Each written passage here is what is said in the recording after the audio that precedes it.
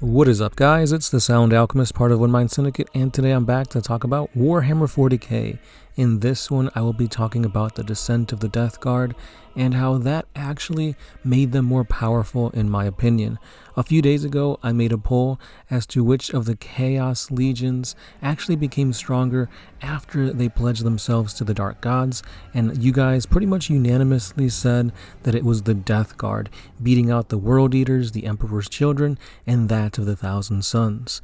So I figured, let's go ahead and get into the lore of their descent into chaos. So without further ado, let's dive into this 40k lore. During the fateful assault on Terra, the Death Guard, once noble champions of the Emperor, were amongst the vanguard of Horus's invasion force.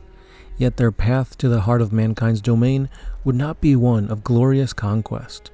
It was Callous Typhon, the first captain whose ambition and treachery led them into a fate far darker than any battlefield could offer. Typhon's actions would doom them all, ensnaring their fleet in the twisted unreality of the Immaterium, where time and space unraveled into a never-ending nightmare. Typhon's descent into madness had begun long before the Traitors' Rebellion.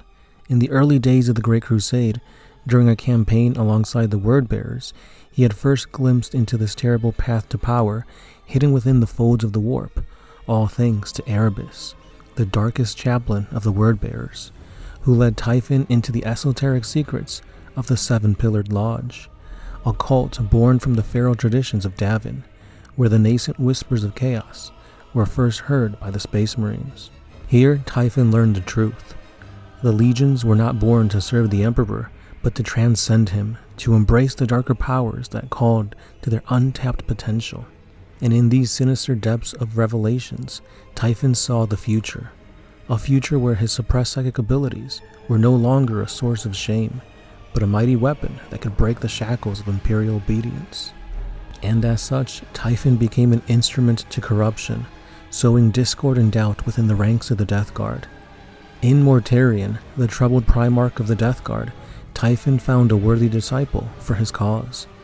To Mortarion, the Emperor was not a father, but a tyrant, a self-righteous pretender who had usurped his rightful throne on Barbarous. Horus, however, offered the promise of liberation, a master who would deliver the galaxy into the hands of the true rulers, those who had embraced the true will of the gods of chaos. As the heresy escalated into full-scale war, Mortarion, driven by his hatred for the Emperor, ordered the Death Guard to descend upon Terra. However, by the time Typhon had finished with them, their journey would be anything but victorious. Typhon, having killed the fleet's navigators, spun a tale of treason and betrayal. He assured Mortarion that his own unholy psychic powers could guide them through the treacherous warp. And with no other choice, Mortarion had to reluctantly accept. As the Death Guard fleet plunged into the depths of the warp, Typhon's machination took their toll. The fleet was trapped, its warships caught in the endless stasis, spinning endlessly through the warp. And there, amidst the suffocating miasma, the forces of Nurgle, the Lord of Decay, stirred. Typhon had led them to this fate. His secret pacts with the Plague God bore fruit, for it was his will that damned the Death Guard to an eternity of suffering.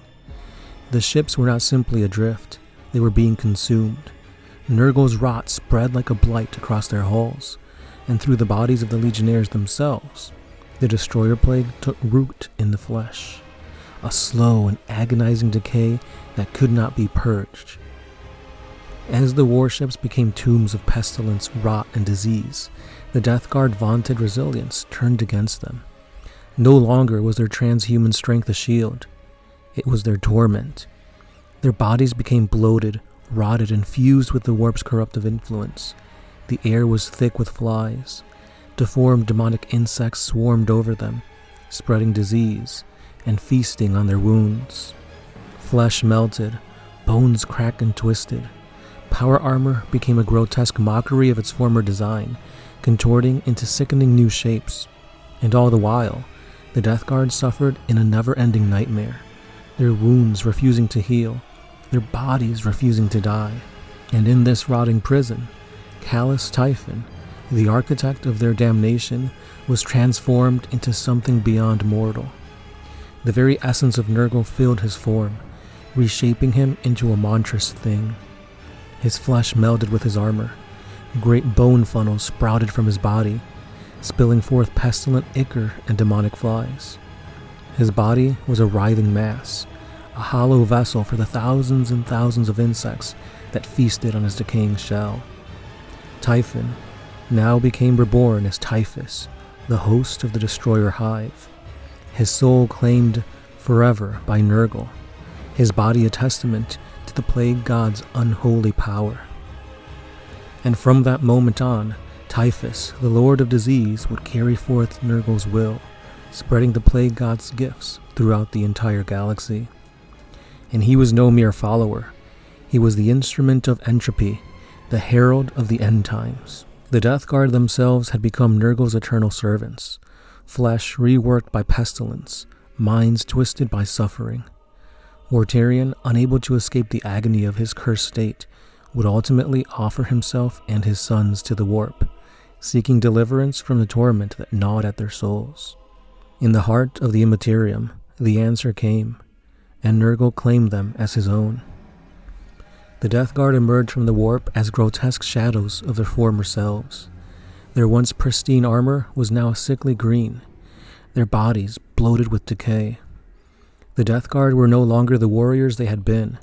They were now plague marines, living vessels of corruption, their every breath a curse upon the Imperium. And at their head stood Mortarion, now transformed into the demon prince of Nurgle, a prince of decay. A towering figure of rotten ruin, he had become the very image of death, and yet he was eternal, condemned to spread the pestilence of decay across the stars for all of eternity. When the siege of Terra was over, when Horus lay dead at the Emperor's feet, the Death Guard withdrew into the Eye of Terror.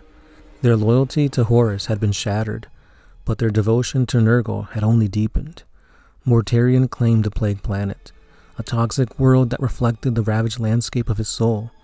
Here, amidst the endless storms of decay, he became the undisputed ruler of his domain, and the Death Guard became his eternal vanguard.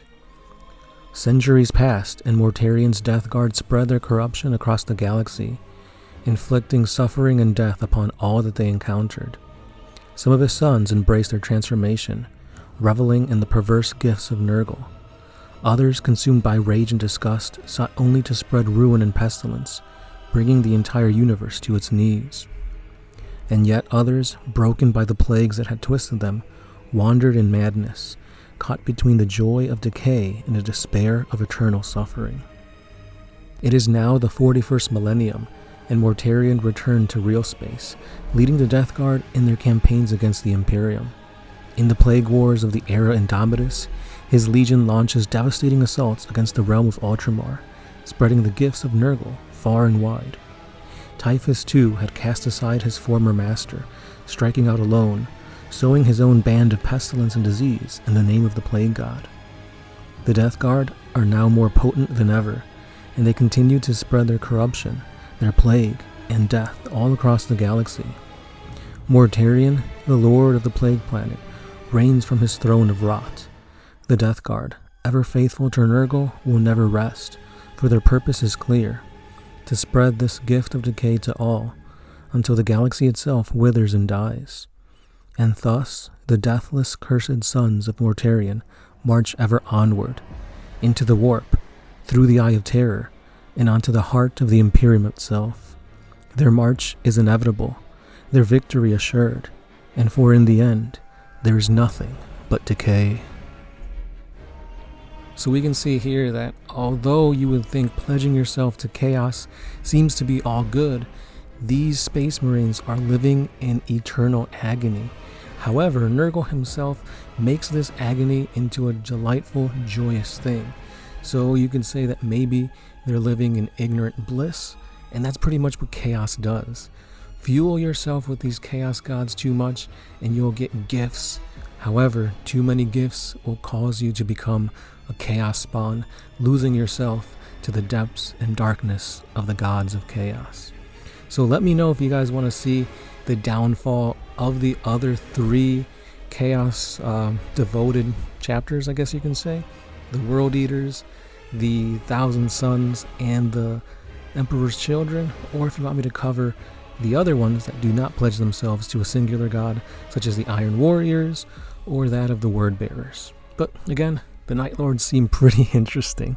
So let me know your thoughts down below, and I'll definitely get onto those videos ASAP. Don't forget to like, comment, and subscribe for more things 40k. And as always, it's been the Sound Alchemist, part of One Mind Syndicate, and I'll see you guys in the next one. Peace.